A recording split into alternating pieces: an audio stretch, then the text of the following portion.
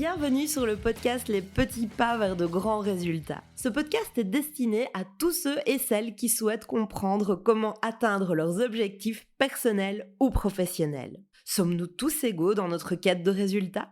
Je m'appelle Julie et avec l'aide de différents experts, je vous propose d'explorer ce qui peut freiner notre progression et tenter de comprendre comment surmonter ces obstacles. Alors, êtes-vous prêts à embarquer avec moi à la recherche d'informations et d'inspiration ? Ladies and gentlemen, please fasten your seatbelts. We are expecting some turbulence. Thank you. Attention, la direction décline toute responsabilité en cas de changement de mindset.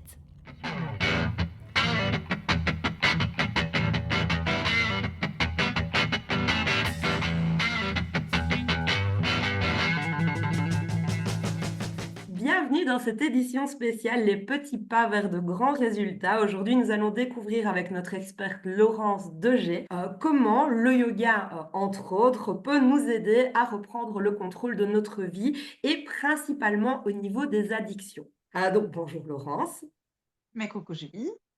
Alors, Laurence, toi, tu es maman solo de jumeaux de 3 ans, d'une fille de 21 ans. Tu as traversé toute une série de dépendances et d'addictions et en grande partie, c'est le yoga qui t'a aidé. Et donc, on va découvrir à travers ce podcast comment tu as créé ta propre méthode pour pouvoir justement libérer les addictions. Tu as participé à un court-métrage intitulé Laura, dans lequel tu as pu parler justement des conséquences de l'alcool. Tu es intervenu dans l'émission Ça commence aujourd'hui sur France 2 et tu viens d'être accepté à l'ULB pour le certificat interuniversitaire en alcoolologie organisé par la faculté de médecine. C'est pas rien. Est-ce que tu vois déjà des choses à rajouter par rapport à ton parcours ? Non, écoute, franchement, quand je vois justement, là, tu es en train de dire tout ça, je me dis: «Waouh, transformer de l'ombre en lumière comme ça, c'est quand même génial, quoi». Je suis pas passée par tout ça pour rien. Et est-ce que tu peux nous expliquer comment ta candidature a été acceptée auprès du corps médical ? Oui, oui, oui, exactement. Surtout qu'il faut un bachelier que je n'ai pas encore puisque je fais des études d'assistante sociale qui sont en pause pour l'instant dues aux petits. Donc oui, je suis super contente par rapport à ça parce que, donc j'ai fait ma candidature sur base de mon expérience. Donc j'ai expliqué à peu près mon parcours. Et aussi, j'ai expliqué, les bienfaits du yoga par rapport à ça. Et donc voilà, en fait, c'est génial parce que ça veut dire que la médecine, l'université et cetera s'ouvrent à ça et c'est juste génial. Et tout d'abord, est-ce que tu peux nous rappeler un peu ce que c'est une addiction ? Alors une addiction, donc moi je fais la différence entre dépendance et addiction. Alors je fais la différence, elle existe, hein. Donc dépendance, c'est quand on commence vraiment à dépendre du produit. Et puis, c'est le premier stade de l'addiction. Donc, c'est d'abord la dépendance et puis on tombe dans l'addiction quand vraiment on n'arrive plus à s'en sortir, qu'on y pense, qu'on le fasse ou qu'on ne le fasse pas. Et voilà, alors à ce moment-là, c'est vraiment on est dans l'addiction, quoi. On peut parler d'addiction. Et dis-moi alors, Laurence, quel a été le premier petit pas qui t'a permis de sortir de tes addictions ? Le tout premier pas que j'ai fait, c'est que je suis allée trouver, mon médecin généraliste en pleurs, un lendemain de prise d'alcool et de cocaïne où j'avais pas dormi et mon médecin, là, je lui ai dit, j'étais en pleurs et je lui ai dit: «J'en peux plus et cetera, il faut trouver une solution, je pense même que je suis alcoolique» et il m'a un petit peu ri au nez parce que j'ai dit: «Donc je pense que je suis alcoolique parce que mon père, l'est» et il m'a dit: «Arrête de lire des magazines féminins et non, toi tu n'es pas alcoolique». Et donc c'est le premier pas, mais qui a été finalement le premier pas où j'ai commencé à errer pour trouver des solutions parce que je ne me suis pas sentie entendue. Et le problème, c'est que je n'avais pas le profil, si tu veux, de la personne qu'on imagine qui peut tomber dans l'alcool et dans la drogue. Et c'est de là maintenant finalement que j'ai décidé de libérer la parole par rapport à ça parce que ça arrive très souvent et c'est pas malveillant, c'est voilà. C'était le premier pas. Et puis après, eh bien, s'en est suivi toute une série de pas, mais d'abord où j'ai dû toucher un fond et puis finalement où j'ai mis des solutions en place, quoi. Mais le Et premier pas, ça a été celui-là. OK. Et comment est-ce que le yoga t'a aidé concrètement ? Alors le yoga m'a aidée bien avant ça. Donc si tu veux, pour revenir en arrière, moi j'ai été dépendante des joints adolescente et donc à l'adolescence, au départ, tu fumes des joints, un peu comme tout le monde, comme tout le monde. Tout le monde ne fume pas des joints, mais en tout cas comme ceux qui fument des joints où tu te dis: «C'est pas très grave» et cetera. Sauf que moi, très vite, ça m'a donné des crises d'angoisse et de panique énormes que j'avais déjà, mais finalement qui se sont accentuées. Donc au moment même, ça faisait du bien, mais le lendemain, à chaque fois, j'étais un peu dans un brouillard et j'étais de plus en plus mal, jusqu'à finir avec des crises de panique où je ne savais plus sortir de chez moi, j'avais peur d'aller à l'école, en classe, d'avoir des malaises en classe, et cetera. Et donc j'allais tout le temps chez mon médecin, qui était un autre médecin à ce moment-là, et à un moment donné, il ne savait plus quoi faire et il m'a dit: «Va faire du yoga». Mais à ce moment-là, le yoga, c'était pas du tout connu comme maintenant, hein, donc je parle de ça il y a 25 ans, je pense, hein, ça ne me rajeunit pas. À peu près 25 ans, oui, c'est ça. C'était dans, tu sais, une salle de gym, austère, j'aime bien dire, vraiment la salle de gym qui sent, les pieds, tu sais, dans une école, avec toutes des «vieilles» entre guillemets que je suis maintenant Un de peu comme 40. l'aquagym, à Ouais, c'est l'image ça, voilà. de l'aquagym. Voilà, c'est ça, c'est exactement ça. Oui, donc il y avait aucun adolescent qui faisait, du yoga à ce moment-là, quoi. Moi, j'ai senti que ça me faisait du bien, tu vois? C'est que j'étais avec 2 potes, un peu comme ça, en me disant: «Bon, bah, voilà», et je rigolais avec eux pendant le cours, mais j'y suis retournée par après parce que j'ai vraiment senti tout de suite que ça me faisait quelque chose et ça m'a permis à ce moment-là d'arrêter les joints parce que le fait de d'ouvrir, si tu veux, un espace dans mon corps et dans ma respiration faisait que derrière, j'avais pas envie d'aller fumer des joints et des cigarettes. Mais j'en étais au stade, entre guillemets, du début de mon addiction et j'avais pas conscience d'avoir une addiction. Donc malheureusement, ça n'a pas été suffisant sur le long terme, par après, quoi. Et qu'est-ce qui t'a permis de te rendre compte que tu avais une addiction, justement? Finalement, c'est avec le temps. C'est malheureusement avec le temps, le fait d'essayer de contrôler, de passer d'une addiction à une autre, d'avoir arrêté le joint, puis d'être passé par l'alcool, puis par après, la cocaïne. De voir qu'il y a des comportements qui revenaient, de remarquer que quand je commençais, j'arrivais pas à m'arrêter, parce que je le faisais pas tous les jours, mais quand je le faisais, je ne contrôlais pas ma consommation. C'est tout ça, en fait, au fur et à mesure du temps qui a fait que je me suis rendu compte que c'est une addiction et une addiction, c'est ça, en fait, hein. On n'est pas on tombe pas tout de suite dans une addiction dans le sens, c'est rare quelqu'un qui a 16 ans, fume ses 15 joints par jour, boit sa bouteille de whisky et prend, ses 4 lattes de coke, quoi. C'est avec le temps. En fait, l'addiction, elle augmente avec les années parce que le corps s'habitue et qu'il y a vraiment le petit lien qui se fait dans le cerveau parce qu'au début, ça donne du plaisir, évidemment, sinon on arrêterait. Et donc, avec le temps, beh, le plaisir, il y en a de moins en moins et c'est de plus en plus de souffrance et les doses se rapprochent évidemment de plus en plus, les unes des autres, quoi.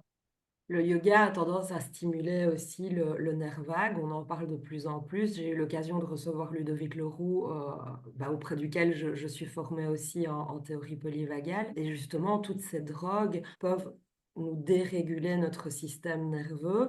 Et grâce à la respiration, au yoga, ça permet justement, comme tu dis, de retrouver un équilibre, en fait. Complètement, mais c'est exactement ça.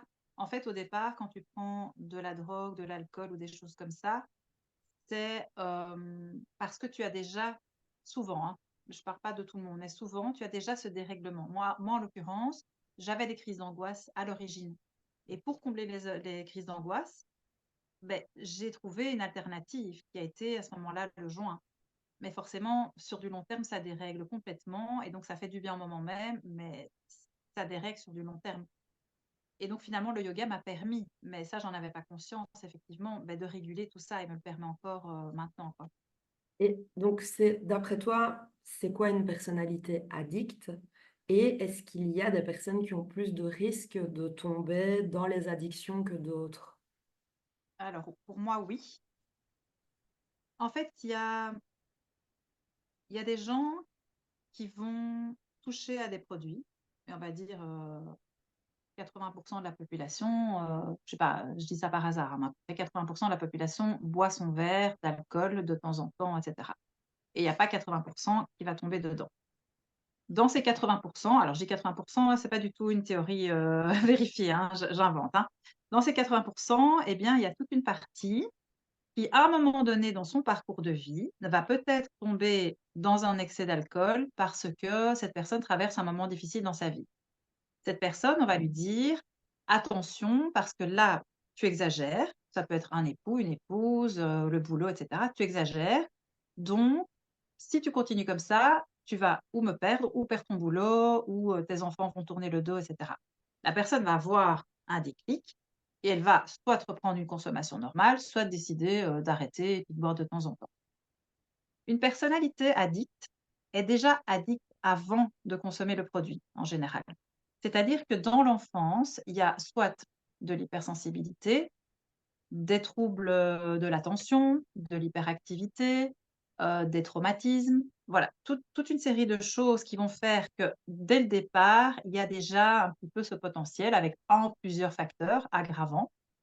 Cette personne-là, ben, comme les autres, elle va boire, par exemple, on va prendre l'exemple toujours de l'alcool, elle va boire son verre, mais tout de suite, ça va faire des choses dans son cerveau. Donc l'hypersensible va se sentir plus en confiance, la personne hyperactive va peut-être se sentir plus sereine, la personne qui a des traumas va se sentir bah, qu'elle ne pense plus à toutes les horreurs qu'elle a vécues dans son enfance, etc., etc.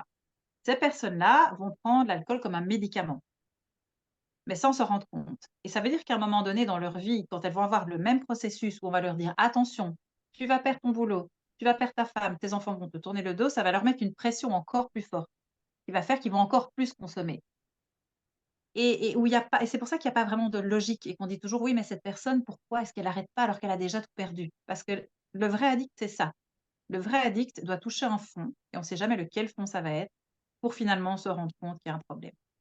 C'est super interpellant ce que tu dis parce que, bah, du coup, c'est très difficile à analyser, à percevoir et donc autour de soi, il y a probablement des personnalités addictes, mais en essayant de les aider, ça peut leur apporter plus de pression. Donc en fait, c'est faire pire que bien. Est-ce que tu as, un outil pour pouvoir, détecter, repérer une personnalité addicte pour ne pas faire plus de mal que de bien? Alors la chose déjà, c'est que, la personne addict, il faut la rendre responsable de sa vie. Et quand on a une personnalité addicte, surtout dans sa famille, ça crée des désordres dans toute la famille et les gens dans l'entourage deviennent ce qu'on appelle en général codépendants. Ça veut dire que la maladie de la dépendance, parce qu'on dit que c'est une maladie, la maladie de la dépendance va toucher les autres et va les rendre entre guillemets «malades» aussi. C'est-à-dire qu'on va avoir une mère sauveuse, une compagne sauveuse, un compagnon sauveur et qui va un petit peu justement vouloir anticiper, préserver, machin et cetera. Et finalement, la meilleure chose à faire pour aider quelqu'un qui a un problème d'addiction, c'est de le mettre face à son addiction, en toute bienveillance, avec énormément d'amour, ce qui n'est pas facile parce que ça crée de la colère dans l'entourage, souvent. Mais c'est différent si c'est dans l'entourage ou si c'est un ami, hein, voilà. Si c'est un ami, c'est plus éloigné, peut-être qu'on sera un peu plus objectif. En tout cas, c'est de dire, voilà, tes comportements, là, ça va trop loin. Donc, tu n'es pas responsable du fait d'être tombé là-dedans, et maintenant tu es responsable d'en sortir. Et là, moi, c'est ma limite.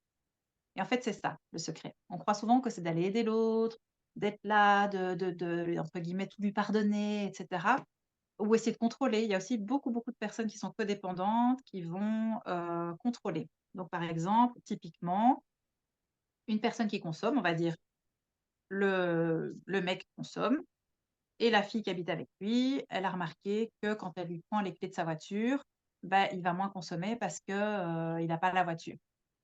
Eh ben ça, c'est du contrôle et on croit du coup qu'on contrôle la consommation de l'autre. Alors que si l'autre, il va les consommer, il ira consommer et on rentre un petit peu dans un jeu comme ça, de, sauveur, sauvé, donc c'est vraiment d'aller rendre la responsabilité et de dire les choses. En fait, pour aider un addict, c'est vraiment de lui dire: «Tu as un pour moi, tu as un problème de consommation. En tout cas, moi, ça me pose problème, ta consommation, elle a des conséquences sur moi et donc il va falloir trouver une solution». Et donc tu parles de repérer ces personnalités addictes, en tout cas de pouvoir trouver une solution par rapport à la communication au sein d'une famille ou auprès d'amis. Mais maintenant, en termes sociétal, il y a aussi au niveau de l'entreprise, il y a énormément d'entreprises pour lesquelles il y a des cultures de la fête, même en règle générale. Et donc justement, dans une entreprise, où, bah, tu as certainement aussi des chefs d'entreprise avec leurs employés qui peuvent se retrouver dans ce type de situation ou même des employés, ce qui peut, bah, créer de gros soucis, aller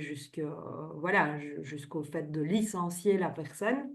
Est-ce que tu as des tips, ou des choses pour pouvoir repérer, ce type de personnalité? Alors les repérer, parfois c'est très compliqué parce qu'il y a pas plus menteur ou menteuse qu'une personne addict. Alors, c'est pas dans le sens péjoratif, hein, je parle moi en premier puisque j'ai été comme ça.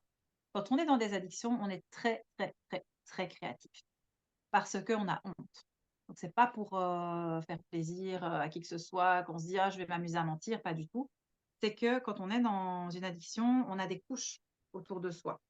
Donc, c'est très compliqué d'être intègre à 100% et d'arriver et de dire j'ai un problème d'addiction, voilà, j'ai besoin d'aide, etc.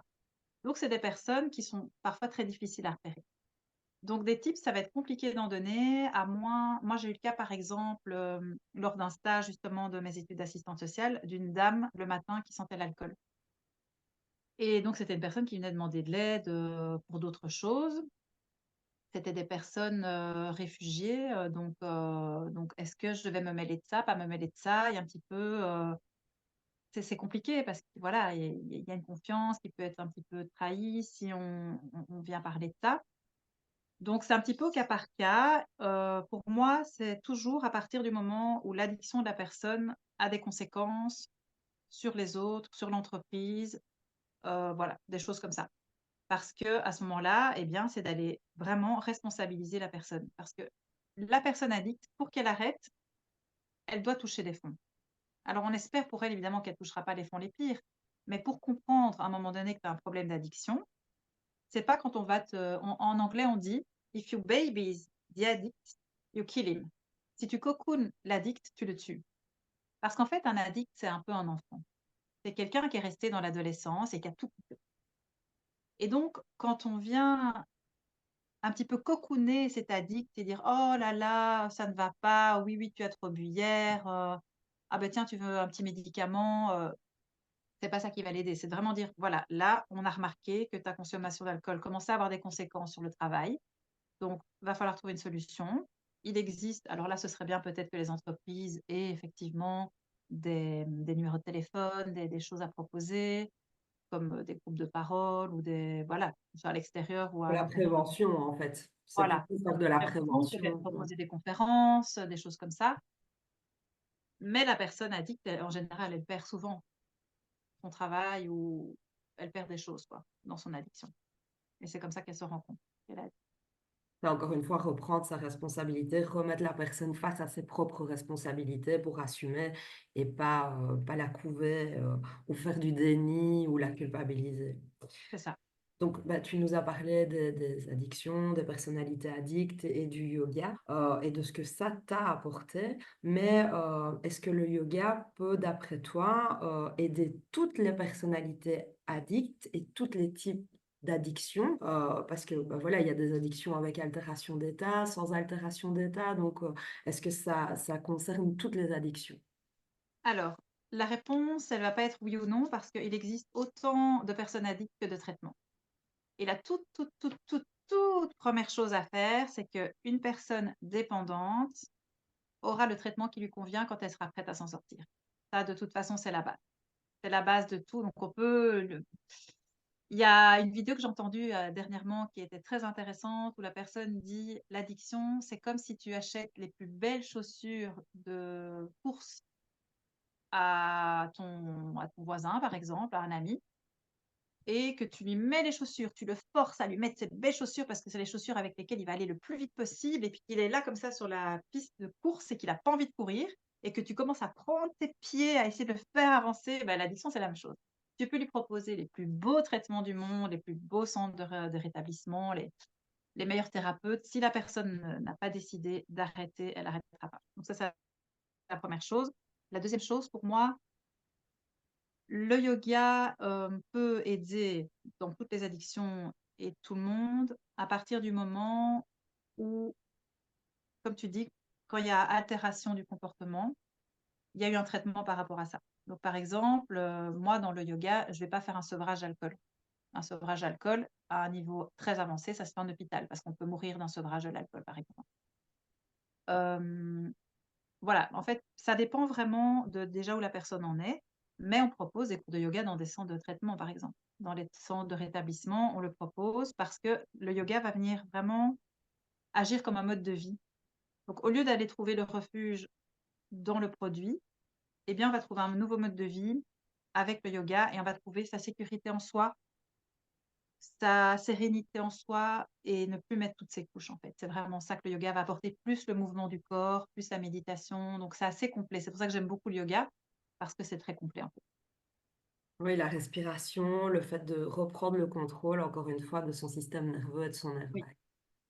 Est-ce que tu peux un peu expliquer en quoi les addictions étaient un problème, bah, on s'en doute bien, dans l'atteinte de tes objectifs, et quels sont les résultats que tu as obtenus après t'être libérée des addictions? Alors, si tu veux, moi, depuis toute petite, hem, j'adore tout ce qui est, théâtre, musique, dessiner, tout vraiment tout ce qui est artistique. Et puis est arrivée l'adolescence avec le mal-être et cetera. Il y a eu les joints qui m'ont emmenée dans des crises d'angoisse, dans des peurs paralysantes. Et là, si tu veux, j'ai lu mon tout premier livre de développement personnel. Mon tout, tout 1er, et c'était pas encore, c'était le début en plus du développement personnel, donc c'était pas très connu. Et c'était un livre, à ce moment-là, c'était très ça commençait à être le boom de la pensée positive, où on en est un petit peu revenu. D'ailleurs, c'est pas plus mal. Mais donc moi, j'ai lu mon premier livre de développement personnel sur la pensée positive, et donc moi, vraiment, je ne savais plus sortir de chez moi, hein, et j'avais des rêves de voyages, plein de choses comme ça. J'ai terminé ce livre, je l'ai fermé, et juste par la pensée, je me suis dit, et le yoga, déjà j'avais le yoga à ce moment-là. J'ai arrêté les joints et j'ai dit: «Maintenant, je dois vivre», en fait. J'avais tellement peur de mourir que je suis passée dans l'autre extrême. Je me suis dit: «Bon, bah, quitte à mourir, autant vivre à fond». Et donc là, j'ai eu vraiment une espèce de période d'euphorie pendant 2 ans, je dirais à peu près 2 ans, mais j'avais pas réglé le problème de l'addiction. Et donc moi, j'avais envie d'être prof de yoga, j'avais envie de bah, donc j'ai dit de voyager, de faire des choses artistiques et cetera. Et puis finalement, j'ai eu une enfance quand même très compliquée, puis je suis partie très jeune de chez mon père, donc je me suis retrouvée très vite dans le monde adulte à devoir, travailler. Mes études du coup, ont été en suspens et cetera, et donc j'ai été très vite perdue. J'étais pas, comment on pourrait dire ça? J'étais pas complète, j'étais pas créée. Je suis partie vraiment, j'étais encore en construction si tu veux quand j'ai été lancée dans le monde de l'adulte avec tous mes traumas, dans mon sac à dos, quoi. Et donc tout ça forcément m'a freinée dans l'atteinte de mes objectifs parce que déjà j'y croyais pas. Plus je consommais, plus j'avais honte, moins j'avais confiance en moi, moins j'y croyais, plus je m'attirais, plein de problèmes, plus je me mettais dans des relations qui n'allaient pas, et donc c'est effet boule de neige. En fait, je m'enfonçais, puis je me relevais parce que malgré tout, je restais toujours dans le développement personnel, je travaillais sur moi et cetera, mais j'avais pas enlevé le produit. Donc ce que je faisais, c'est que j'enlevais un produit, mais je passais à un autre, et puis voilà, je me disais: «Ah bah, je vais essayer plutôt, ceci, puis plutôt cela», et en passant d'un truc à l'autre, ça n'allait pas. Et donc ce que je me souviens, j'écrivais tout le temps, j'étais complètement bourrée, je rentrais chez moi et alors je pleurais, je pleurais, je pleurais. J'avais une solitude tellement énorme à l'intérieur de moi et mes rêves comme ça, inachevés. Je me sentais tellement incomprise, et j'écrivais: «Ah, j'aimerais tellement pouvoir danser, dessiner, faire de ma vie, du yoga, me lever, aller à la mer», je sais pas, faire du yoga, au bord de la mer, enfin des choses comme ça. Et finalement, quand j'ai arrêté de consommer, eh bien, ça a été la renaissance. Parce que là, je me suis rendu compte que c'était possible. En fait, moi, si tu veux, dans les addictions, j'avais toujours l'impression, par exemple, que pour faire du cinéma, quelqu'un allait me repérer dans une soirée où j'allais être complètement torchée, allait dire: «Elle! Ouais, on la voit dans le rôle, un tel». Parce que c'est ce que j'avais lu dans les magazines, et tu sais, quand tu écoutes un peu les histoires de stars, parfois, c'est des trucs un peu comme ça, donc j'imaginais vraiment le truc, et puis quand j'ai commencé à me rétablir, je me suis rendu compte, mais non, que tout se construit, tu vois? Et le fait d'arrêter de consommer m'a permis d'aller me tester. Ah ben voilà, j'ai testé telles études. Est-ce que j'aime ça? J'ai appris vraiment à me connaître à travers vraiment l'action. J'ai commencé à arrêter de rêver ma vie et à la vivre, en fait. Et c'est comme ça que j'ai pu faire un court-métrage. C'est comme ça que j'ai pu me rendre compte que, par exemple, pour l'instant, faire des films, c'est pas ma priorité parce que j'ai des enfants en bas âge et que la valeur de liberté est très importante pour moi. Et quand tu es sur un film, bah, tu es complètement tributaire des gens qui font le film, tu vois? Donc en fait, ça te permet de prendre vraiment conscience que tout est possible, mais que dans chaque choix que tu vas faire, il y aura des conséquences. Donc tu peux faire ce que tu veux, tu peux. Je peux faire des films maintenant, mais je pourrais réaliser ce rêve. Moi, je pense que tout est possible, tu vois? mais ça va demander de voir moins mes enfants, voilà, c'est des choix, tu vois? Et ben voilà, le rétablissement me permet ça, en fait. C'est ça, de pouvoir donc tester des choses et de savoir ce qui te correspond le mieux et ouvrir le champ des possibles au final. Oui, C'est, c'est ça. OK.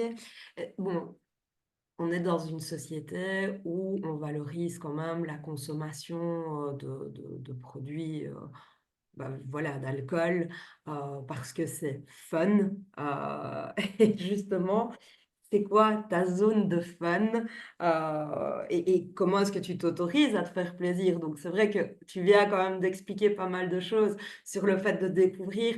Moi, ça me parle parce que je suis un peu une aventurière, mais ça parlera peut-être pas à tout le monde. Il y a peut-être des gens qui aiment bien, voilà, qui ont construit aussi toute une identité autour de l'alcool ou autour de la drogue.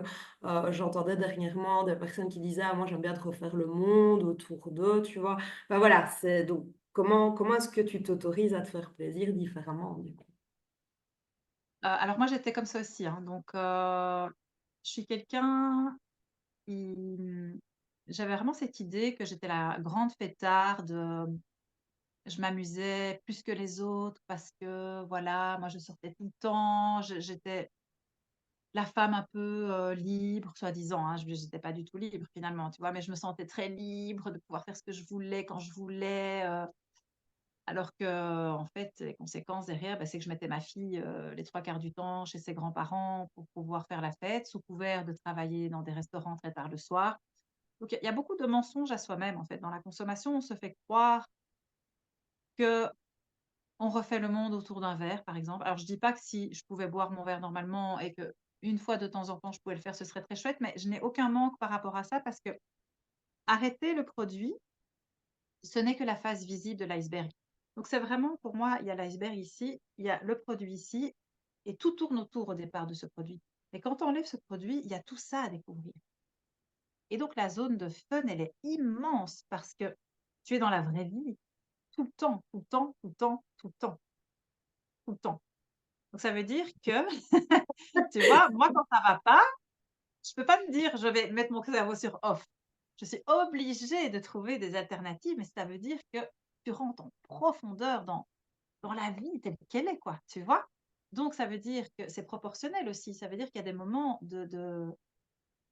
d'espèce de gratitude pour, enfin moi au début où j'ai arrêté de boire, tous les matins, j'allais marcher dans les bois et j'étais là: «Waouh! Oh mais il y a des arbres, il y a des châtaignes, il y a ci» et je prenais des photos de tout et je me disais: «Oh c'est prendre des photos comme ça avec un téléphone et tout. Oh c'est faire des trucs macro tout près». Comme une enfant qui découvre un petit peu tout, quoi. Tu vois? Et donc ma zone de fun maintenant, elle est dans tout ça, elle est dans, découvrir une boisson qui va vraiment tu là: «Waouh!» Tu sais, comme avant, j'étais là en train de me dire: «Mais ce vin, il est mais juste dinguissime». Bah, maintenant, je peux avoir ça avec, une boisson, quoi, tu vois? Que je vais découvrir. Je me dis: «Mais le goût, il est juste dingue». En plus, moi, tu sais, je buvais, je prenais de la drogue, je fumais. Ça allait ensemble, quoi. Ça veut dire que quand j'ai arrêté de boire et de prendre de la coke, la cigarette, après, j'ai un peu continué, mais ça me dérangeait, tu vois? Parce que ça allait vraiment bien avec l'alcool. Donc pas peu de temps après, j'ai arrêté la cigarette et quand tu arrêtes aussi la cigarette, bah, tu retrouves vraiment le goût de tout, quoi. C'est et tu retrouves, vraiment le fait aussi de bouger ton corps, des sensations dans le corps tout à fait différentes. Donc la zone de fun, elle est là. Elle est dans le trash parfois. Ça veut dire que je peux vraiment prendre plaisir à pleurer comme une madeleine quand ça va pas. Vraiment, ça paraît bizarre de dire ça, hein, mais tu vois, quand tu as un fond vraiment de bonheur, les moments de tristesse font partie. Alors je dis pas que l'année passée, par exemple, j'ai fait un burn-out. Ça, quand tu consommes pas, alors évidemment ça dure moins longtemps, j'imagine, parce que tu le vis vraiment, tu vois? Mais voilà, tu vis le truc dans le dur, quoi, hein, c'est et donc là, il faut trouver des solutions parce que si j'étais restée dans mon burn-out, j'aurais reconsommé, c'est sûr et certain. Et donc tu vois, les zones de fun, elles sont là-dedans, en fait, quand, moi aussi, je suis un peu comme une enfant, tu vois? Je peux vraiment aller danser, comme ça, je peux faire la folle, j'ai voilà. Mais bon, ça, c'est moi. Après, je sais pas si ça parlera aux gens qui nous écoutent, mais on peut Je trouver la zone de fun dans vraiment beaucoup de choses, en fait. Mais oui, c'est vraiment le fait de se connecter mais à soi, à son corps, mais aussi aux autres, parce que les conversations sont aussi beaucoup plus authentiques que en mode un peu bourré, où au final, il n'y a Oui, pas c'est ça. forcément de fond, ou en tout cas, ça reste Oui, très superficiel pour peu que la personne s'en souvienne. oui, c'est ça. C'est pas vraiment parfois c'est mieux, mais Oui, tout à fait. OK, donc c'est une reconnexion, à soi, en tout cas, en profondeur, à ses émotions et aux autres aussi, du coup. mais Et oui, qu parce que tu attends, bah, excuse-moi, pardon, je te coupe. Tu vois, par exemple, si quelqu'un qui nous écoute se dit: «Oui, mais moi, je suis hyper introverti, je suis pas, genre, ce genre de personne qui est là: "Ouais, moi, je suis trop comme une enfant et tout"». La zone de fun, ça peut être arrêter d'aller dans des trucs où elle se sent obligée d'y aller parce que sous avec les conventions sociales, en fait, c'est ça aussi, hein. Se sent obligée d'aller boire le verre avec, les personnes, du boulot, machin. C'est d'arriver à se dire: «Mais là, en fait, moi, je mets mon nom». Parce que moi, tout ce que j'ai envie, c'est d'être toute seule chez moi à lire un bouquin. C'est ça ma zone de fun. Et l'arrêt d'un produit quand tu es vraiment dans la dépendance, hein, je parle pas des gens qui boivent normalement, hein. Quand tu es vraiment dans la dépendance, ça altère vraiment ta capacité à dire non, à mettre des limites et des choses comme ça, tu vois? Quand tu arrives à ça, mais c'est hyper satisfaisant quoi de pouvoir te dire: «Mais en fait, je m'en fous de ce que les autres vont penser, parce que je bois pas ou parce que machin et que je peux avoir ce moment pour moi toute seule», tu vois? c'est ça. Vraiment s'adapter en fonction de ses propres besoins qui sont différents au niveau de chaque personne. Et c'est quoi alors, ta définition d'un échec et d'une réussite? Alors, moi avec la notion d'échec, j'ai un petit peu du mal parce que, finalement si tu regardes, c'est un petit peu un échec. Tu sais, moi j'ai découvert le théâtre, j'avais 16 ans et je suis pas encore sur les planches là maintenant. Est-ce que c'est un échec? On ne sait pas dire parce que finalement je suis passée par toutes les addictions et je suis là maintenant à parler de ça avec toi aujourd'hui. J'en parle, vraiment, sur des plateaux télé, des choses comme ça, enfin voilà, donc c'est qu'il y a quand même quelque chose à faire là derrière. Donc je ne sais pas si j'étais passée finalement par d'autres choses. Moi je pense qu'on a des trajectoires de vie.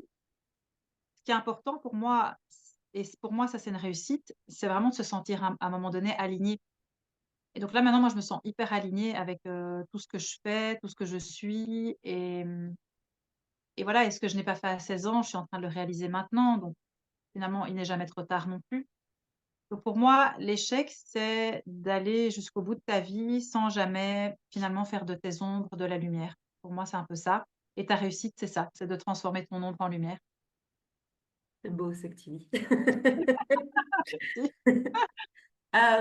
Bon, tu en as un peu parlé, à travers ton burn-out justement, parce que, bah, quand tu vis un traumatisme, voilà, une contraction, peu importe qu'elle soit professionnelle ou privée, ça peut être un décès, un burn-out, en tout cas quelque chose de relativement compliqué. C'est difficile, j'imagine, de ne pas replonger, donc comment est-ce que tu anticipes les situations qui pourraient éventuellement te faire rechuter? Et comment est-ce que tu gères la pression au quotidien? Parce qu'en étant justement, bah, pour les personnes qui nous écoutent, bah, tu es maman solo, auto-entrepreneur, voilà, c'est pas un long fleuve tranquille la vie, pour personne d'ailleurs.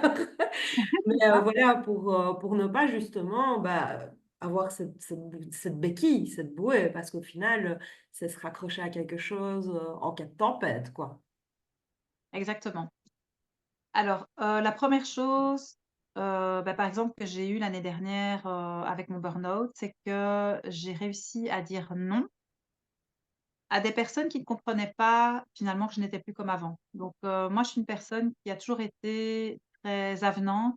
Je sens très fort par exemple quand quelqu'un va mal et donc j'ai tendance à déjà aller vers la personne et finalement, à déjà l'aider et cetera avant finalement qu'elle puisse le demander. Avant en tout cas, j'étais comme ça. Quand tu es maman solo de jumeaux, tu peux plus te permettre ce genre de choses parce que tes jumeaux, ils te demandent, énormément d'attention et donc, c'est d'accepter qu'il y a des gens qui n'acceptent pas. Ça a été, la première chose, que j'ai mis en place et c'était pas facile d'accepter de, entre guillemets, «ne plus être aimé parce que c'était ça, en fait, c'était toujours vouloir être aimé un peu de tous et de toutes. Une autre chose, que je fais aussi, c'est que je suis en thérapie, moi, depuis 4 ans, par exemple. parce que pour moi, c'est important, maintenant que je ne consomme plus, d'aller vraiment travailler en profondeur, puisque j'ai déjà travaillé pendant, une vingtaine d'années sur moi, mais de pas aller reproduire des schémas finalement dans, le fait maintenant d'être maman solo et cetera. Voilà, pour par exemple une future relation, de pas retomber dans des schémas, des choses comme ça. D'être accompagnée aussi, pour pouvoir avoir un endroit où déposer, c'est super important, surtout quand tu es dans la relation d'aide et quand tu es parent, tu es toujours là pour les autres, d'avoir vraiment un espace où je peux me déposer et je compte pas sur mes copines pour ça. C'est-à-dire que j'ai vraiment cet espace-là et mes copines, si elles sont dispo, elles sont dispo, si elles le sont pas, elles sont pas. C'est de laisser chacun aussi libre dans la relation, de vivre ses choses et voilà. L'autre chose, c'est le yoga évidemment, hein. Pourquoi on serait là si je ne parlais pas du yoga? Mon grand amour, la seule relation stable de toute ma vie avec mes enfants. Le yoga, oui, le yoga, c'est ma grande histoire d'amour. En fait, dès que ça ne va pas et que je m'éloigne du yoga, par exemple, pendant mon burn-out, je faisais presque plus de yoga. Voilà. Le yoga m'a toujours ça a vraiment toujours été, mon squelette, quoi. Vraiment, je sais pas pourquoi à chaque fois je m'éloigne, mais, pour tester peut-être, je ne sais pas. On aime bien parfois aller dans le dur, mais, vraiment, le yoga, c'est ce moment où je vais m'arrêter parce que je suis une personne hyperactive. Donc tu comprends bien qu'en ayant plus ce moment de lendemain de la veille où mon corps est obligé de rester allongé devant des séries, je me permets pas spécialement de le faire, quoi.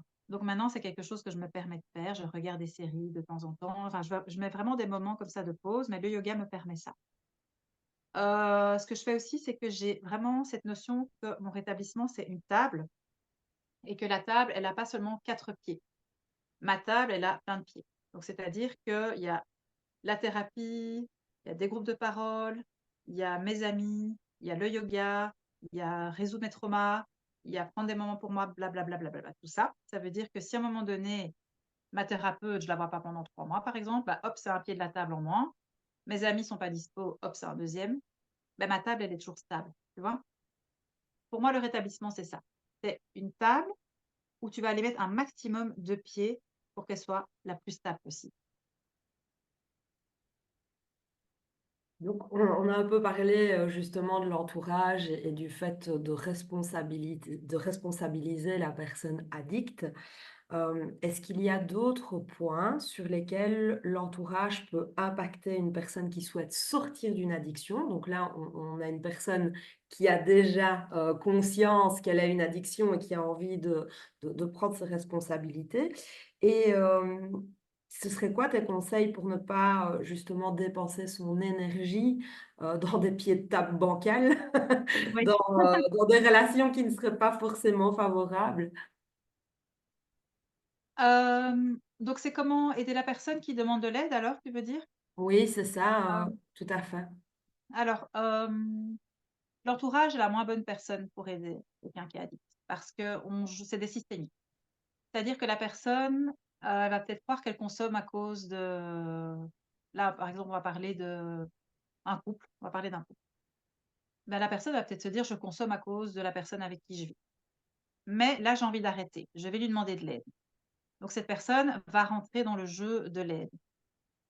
Ça veut dire que si la personne arrête grâce à l'autre, elle va reconsommer à cause de l'autre. Tu vois ce que je veux dire? Donc ça pour aider la personne qui veut se rétablir, c'est de lui dire: «C'est vraiment super, enfin, franchement, c'est génial. Donc là, qu'est-ce que tu vas mettre en place?» Et donc c'est de voir un petit peu ce que la personne va mettre en place de son côté. Donc ça elle va pas nous solliciter nous. Elle va aller voir un psy, elle va aller dans des groupes de parole, elle va aller voir des professionnels en fait, ou des professionnels ou des gens qui sont passés par là ou peu importe. Il n'a rien à voir avec nous. Notre rôle à nous, ça peut être si, par exemple, la personne n'a plus son permis de conduire à cause de l'alcool, par exemple, provisoirement, ou n'a plus de voiture, ou peu importe, c'est de dire: «OK, quand tu dois aller à tel endroit, quand c'est dans mes possibilités, je peux te conduire». Ça peut être juste ça, par exemple. Ou, si la personne dit: «Ah mais, je vais devoir, par exemple, partir tous les soirs», c'est de soi-même travailler sur soi, sa notion d'abandon. Parce que parfois, ça peut être difficile, hein, quand quelqu'un se rétablit et qu'on a essayé de le sauver pendant 10 ans. Nous, on est rentré dans une systémique aussi. On peut le prendre mal que la personne, aille se rétablir ailleurs. Donc moi, j'ai eu les 2 côtés, hein. J'ai eu le côté dépendante et le côté codépendante et donc j'ai vraiment vu les 2 faces. C'est d'aller soi-même travailler de son côté parce qu'on a souffert de la dépendance de l'autre et donc soi-même d'aller, faire un travail pour, se recentrer sur soi. En fait, chacun doit un petit peu se recentrer sur soi. C'est un petit peu ça. Oui, parce qu'il y a des Tout dommages en collatéraux voilà, avec l'entourage. Donc l'entourage vit aussi voilà, ces addictions. Et donc, allez, si je ne me trompe pas, je pense que ça fait 8 ans que tu n'as plus rien oui, consommé. Tu as, comme on le disait au début, créé ta propre méthode, autour du yoga. Pour, bah, les personnes, justement qui vont écouter ce podcast, est-ce que tu pourrais un peu expliquer, c'est quoi ta méthode, en quoi ça consiste? Et voilà, peut-être, comment est-ce qu'on peut, justement te toucher, parce que ça pourrait peut-être intéresser des personnes qui sont sensibles? oui, bah, merci. Alors ma méthode, beh, justement après avoir, fait, 1 an où je n'ai pas consommé et puis j'ai rechuté pendant 1 an et puis là maintenant j'ai 8 ans, sans consommation, beh, j'ai vraiment pu, tester toute une série de choses et donc j'ai rassemblé dans ma méthode finalement tout ce qui a fonctionné pour moi. Alors c'est basé principalement sur le yoga, dans le sens où il y a, vraiment un process de reconnexion au corps, de reconnexion à la respiration, la pleine conscience, la pleine présence. Donc tout ça, ce sont vraiment des choses très importantes. C'est aussi, hem, d'avoir toute une série de numéros de téléphone, des choses comme ça, de par exemple, de groupes de parole et cetera. Parce que pour moi, c'est quand même important d'avoir aussi du lien avec d'autres personnes, parce que c'est une méthode ici qui se fait en ligne par soi-même. Alors il y a un groupe WhatsApp si on le désire, il y a aucune obligation, mais on peut se mettre sur le groupe WhatsApp si on le désire. Et alors moi, je suis très disponible par mail. Au départ, je voulais faire, des groupes de parole, mais j'ai remarqué que les gens avaient souvent honte. Donc pour l'instant, je le fais pas. Peut-être je vais le faire par après parce que je trouve ça vraiment très, très puissant, mais je vais peut-être le faire sous forme d'atelier. En tout cas, pour l'instant, il y a cette méthode qui est disponible sur mon Instagram, où on va vraiment aller explorer petit à petit la reconnexion à soi. Je parle vraiment des addictions, comment y arriver petit à petit. C'est une méthode que j'ai appelée, la méthode en 30 jours parce que je donne une action par jour, mais qui peut se faire évidemment sur plus de temps. C'est-à-dire que tu peux faire un jour pendant 3 jours, par exemple, si tu as besoin d'intégrer plus longtemps, tu peux faire une pause de 3 jours. On sait que 30 jours, bah, en général, on ne les fait pas sur 30 jours. Mais voilà, je l'ai appelé comme ça, c'est très méthodique. C'est un truc, un jour, c'est facile à comprendre, il y a pas trop d'informations pour pouvoir intégrer et alors à côté de ça, il y a à chaque fois des pratiques aussi. Pratiques de respiration, de méditation, de yoga, et alors attention que le yoga ici, ce n'est pas du tout un yoga, pour les gens qui auraient essayé du yoga qui se seraient fait mal. C'est pas du tout un yoga qu'on fait sur Instagram, à Bali, sur la tête, avec, la jambe qui revient derrière la tête, avec les bras entremêlés et cetera. Pas du tout. C'est un yoga plutôt de pleine conscience. C'est-à-dire on va vraiment venir prendre conscience du corps, détendre des épaules, faire des mouvements qui vont venir dégager la cage thoracique, par exemple, qui vont relâcher le dos. Donc il y a vraiment une notion de détente, en fait. De détente et de mettre son corps en mouvement, mais vraiment en douceur et c'est accessible, à tous les niveaux physiques, quoi.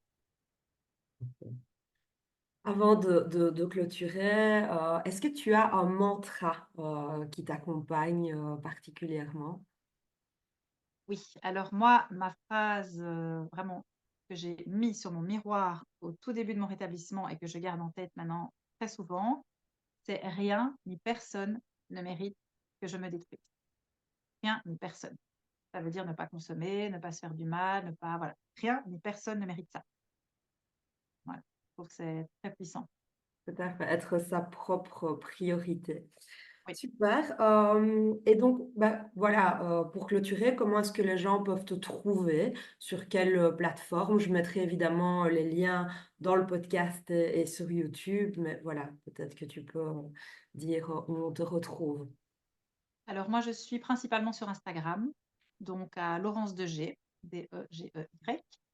Le yoga des addictions, si on tape le yoga des addictions, on me trouve et alors, tout est sur mon Instagram. Donc j'ai une petite chaîne YouTube où j'ai mis quelques trucs, mais j'ai pas encore beaucoup développé, mais il y a, 1 ou 2 pratiques, il y a mon témoignage, enfin voilà, il y a tous les liens sur mon Instagram, en fait. Mon Instagram, c'est le mieux. OK, super. Bah, écoute, je vais partager tout ça. En tout cas, merci beaucoup pour, ton temps, ton expérience et j'espère que ça va pouvoir, apporter, une petite lumière, en tout cas, aux personnes qui en auraient besoin. Mais merci beaucoup à toi de m'avoir invitée, ça me fait vraiment super plaisir. Avec plaisir, Laurence. Merci Julie. Nous vous prions de bien vouloir rester assis et attachés jusqu'à l'extraction du signal correspondant et l'arrêt complet de l'appareil. Nous vous prenons à présent congé de vous, espérons que ce vol vous a plu. Au nom de votre équipage, merci beaucoup et au revoir.